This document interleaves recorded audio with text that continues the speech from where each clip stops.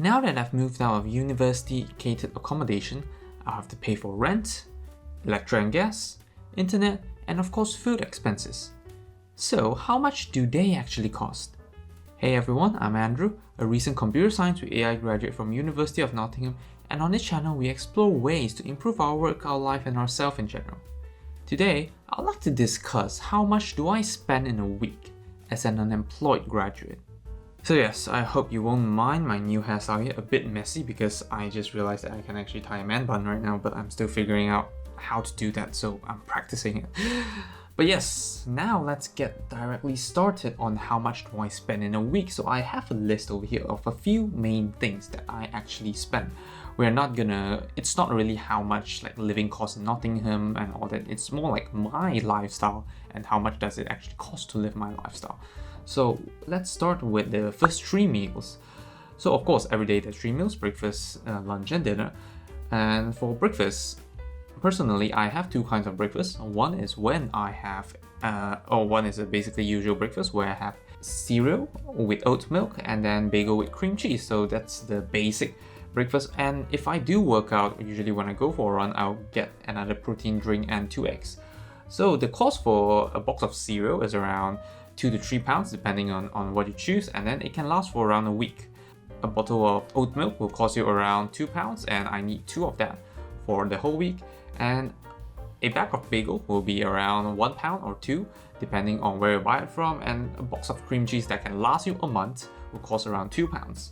Of course, protein drink, I don't specifically have a price for that because that was given to me by my friend for free.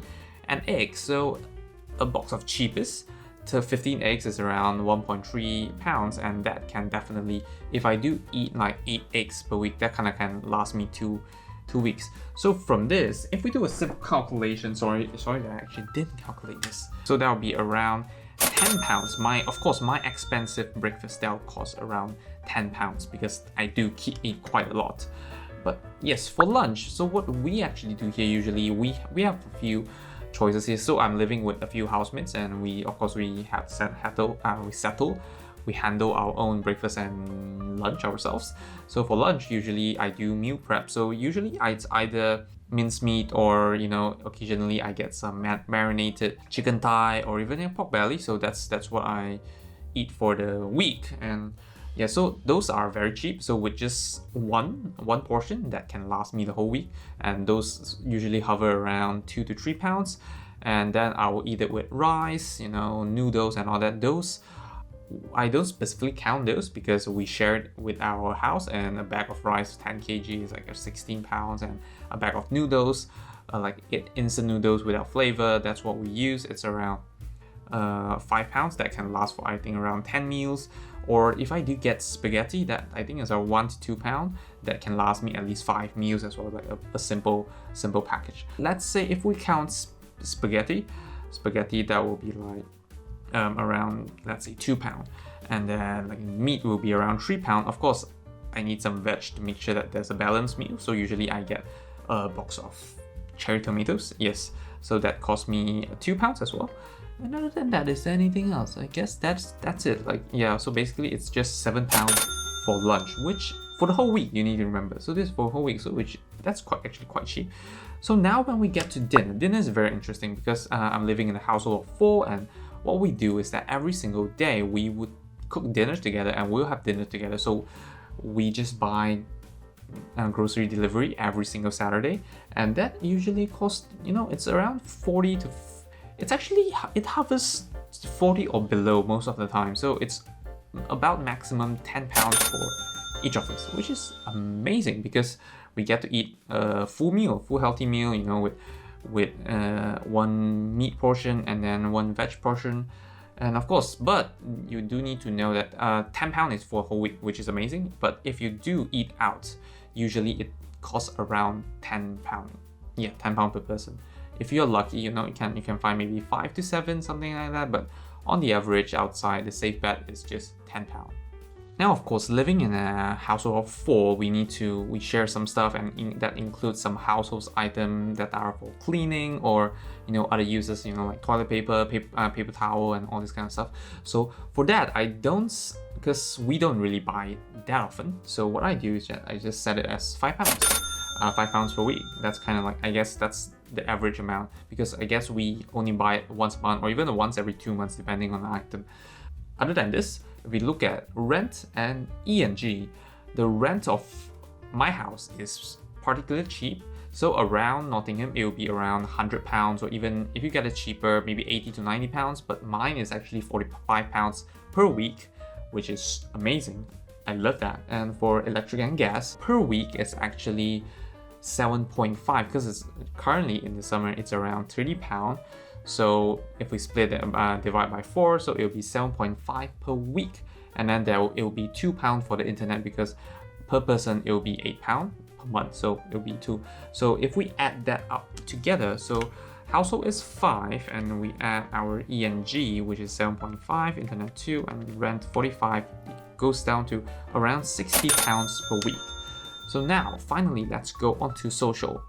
How much does it cost to have a social life? So when it comes to social, of course, I don't do much. What I do is usually movie or activities. It could be like any kind of sports, ice skating, or even like mini golf and all that. So if we look at movies, the average price around here, or I would say it's more like closer to the cheapest price that you can find in Nottingham, is £7.5. And that, of course, you need to include an all-day transport of 3.7, because if you're using the tram, 3.7 is an all-day pass going in and out. So that will make it around £11 for social. Of course, you can still go around. You can just walk in the city, have fun, do some window shopping. That's totally free. You just need to pay for the transport. And if you don't want to pay for transport, you can literally walk there as well. Perfect weather during the summer. But if we consider other activities such as mini golf, ice skating and all that, costs us around £10 for the activity and 3.7 for transport as well. So it will round out to around, depending on activity, we can round it up to like £15 for an activity. Of course, this is usually for a day or even one activity, but depends on how you spend it. You can literally go for a movie and then have a walk around the city, or you can go for mini golf and then we'll have a walk around campus, something like that. So this is basically how much it costs for social. So right now, let's calculate everything together. So we have breakfast, which is around £10, dinner around £10 as well, and lunch that was around £7. Is it £7? Around 7, if I'm not mistaken. Maybe I might have some error here. But household, £5. Actually, I'll just take out the household and then just add 60 directly for household, rent, and ENG. And of course, finally, if we consider maybe one activity per week with a limit of 15, so that will be £15. It could be movie or like any fun activities, a sports activity, something like that. So that will be 15.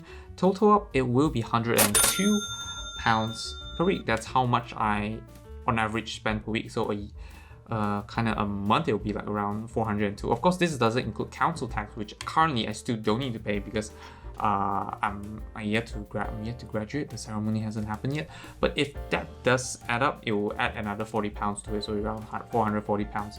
So that is basically kind of like the amount that I'll spend. Of course, this doesn't include anything that you want to buy from Amazon, something like that. But it pretty much says that you can kind of live with 440. Like that's like the minimal. The minimum amount. But if you want to live more lavishly, something like that, it's definitely above that. So yes, I hope this video helped, and if you like this video, do like, share and subscribe. Maybe consider checking out my previous video, which is actually the second episode of the Cambridge-Brighton vlog, where this is the part where I head to Brighton with my friends, and of course we had a detour to London. Amazing. But yes, if you do like to check out a podcast, feel free to check out the Ink Thoughts podcast, which is a podcast created by me and my girlfriend Verene, where we discuss about incongruous thoughts in our daily life. So thanks everyone for watching, and hope to see you guys in the next video. Goodbye.